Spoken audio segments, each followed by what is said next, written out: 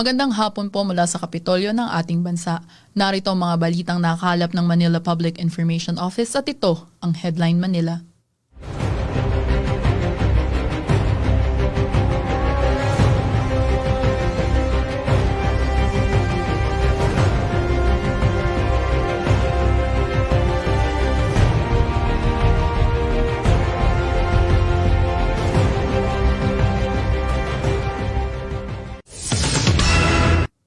Patuloy pa rin pong tumataas ang bilang ng mga nakarecover sa sakit na COVID-19 sa lungsod.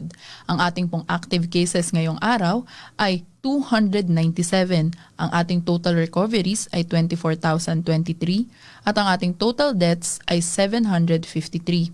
Sa atin naman pong district hospitals, ang ating bed capacity ay 291 at ang ating occupancy rate ay 17%. Para po sa ating COVID-positive quarantine facilities, ang ating bed capacity ay 140 at ang ating occupancy rate ay 36%. Para po sa ating COVID suspect cases quarantine facilities, ang ating bed capacity ay 505 at ang ating occupancy rate ay 52%. Dumako naman po tayo sa ating Manila Vaccination Plan. Malugod na ibinahagi ni Mayor Isko na nakahanda ang lungsod ng Maynila para sa mass vaccination kontra COVID-19. Nakapaglaan ng pamahalaang lungsod ng 250 million pesos at handa na mag-reallocate ng pondo hanggang 1 billion para sa Manila Vaccination Plan. 43,916 ang total na nag-pre-register as of Monday, January 4. Layunin nito na tuluyang ibaba ang bilang ng mga kaso ng COVID-19 sa lungsod. Ayon sa alkalde, uunahing bakunahan ng mga medical frontliner, senior citizens at marginalized individuals. Ani rin ni Mayor Isko, tulad ng swab testing, patuloy na sisikapin ng pamahalaang lungsod na akapin ng bawat Pilipino. Wala ring pinipili, mayaman, middle class o mahirap ay maaaring magpabakuna sa ilalim ng Manila Vaccination Plan. Maaaring mag-pre-register sa www.manilacovid19vaccine.com. Mahalaga na sundin at sagutan ng tapat ang mga katanungan upang maging maayos ang assessment ng Manila Health Department sa mga individual na sasailalim sa COVID-19 vaccination. 90% ng mga Manileño hindi nagpaputok. Ayon sa ulat ng Manila Police District, 90% ng mga Manileño ang hindi nagpaputok noong Pasko at Bagong Taon. Ayon naman sa datos ng Manila Health Department at 6 na district hospitals, hindi lalampas sa 10 kada ospital ang naitalang kaso ng firecracker-related injury simula Disyembre hanggang Enero. Paalala para sa mga motorista at nananampalataya. Bilang tugon po sa panawagan ni Mayor Isko na ipagbawal ang anumang uri ng mass gathering, inaasahang mapayapa ang pagdaraos ng Traslasyon 2021.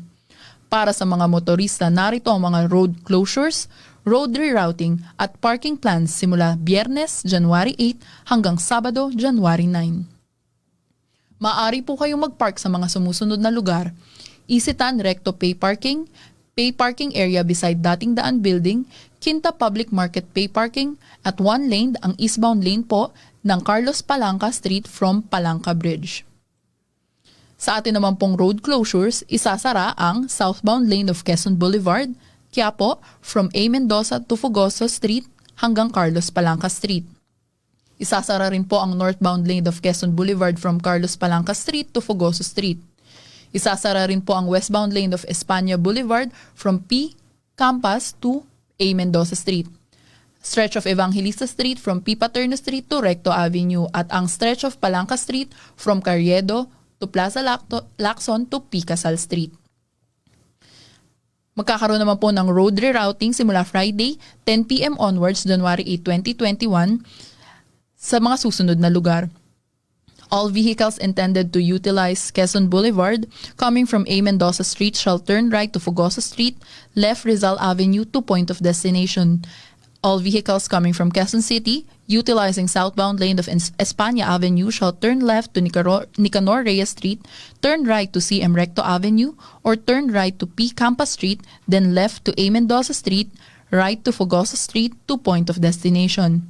Vehicles coming from MacArthur Bridge intending to utilize Palanca Street shall go straight to Rizal Avenue to point of destination.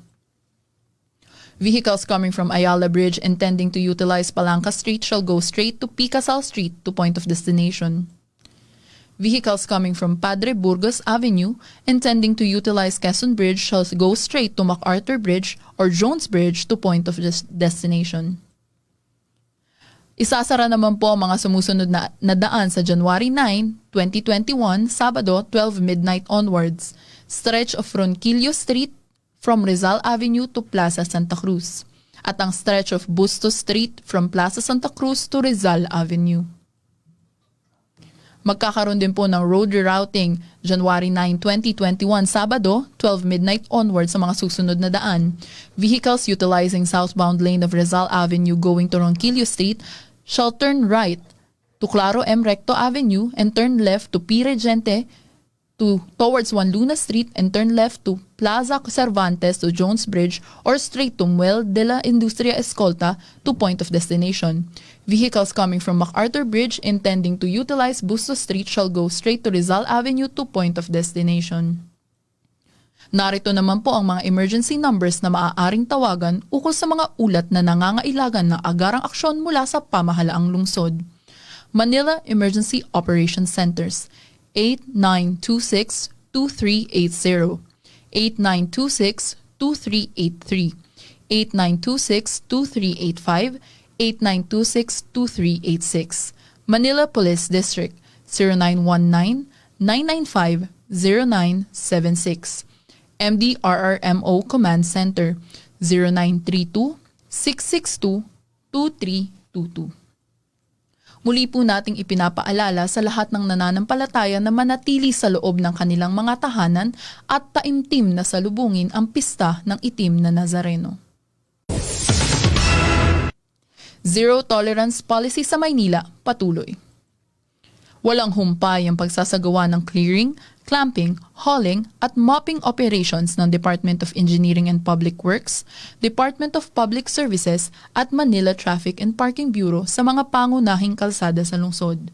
Bahagi ang lahat ng ito ng hangarin ni Mayor Isko tungo sa malinis at maaliwalas na Kapitolyo na mapapakinabangan ng nakararami ang mga daanan at bangketa sa Maynila.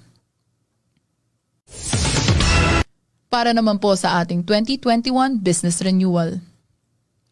Kasalukuyang bukas ang Manila Business One-Stop Shop sa SM Manila, Cinema 12, 4th floor at sa Manila City Hall, ground floor, simula January 4 hanggang January 20. Makakakuha ng 10% discount para sa mga negosyanteng nagbabayad ng full payment bago mag-January 20.